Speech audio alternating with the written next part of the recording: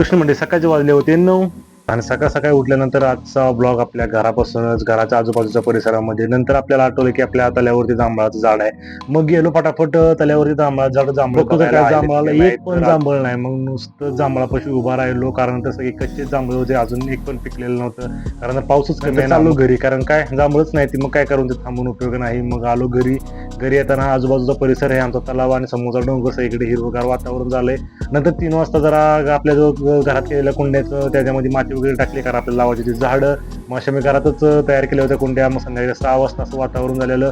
तेवढ्यात 7 वाजता गावाकडे जावं लागलं कारण तर आपल्याला पोस्टामधून एक आलेलं पार्सल ते घरी होतं.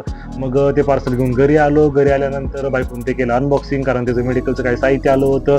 तेवढ्यात बायकोने केला मस्त असा 65चा प्लॅन. मग 65 तळताना इतकं भारी वाटत होतं ना.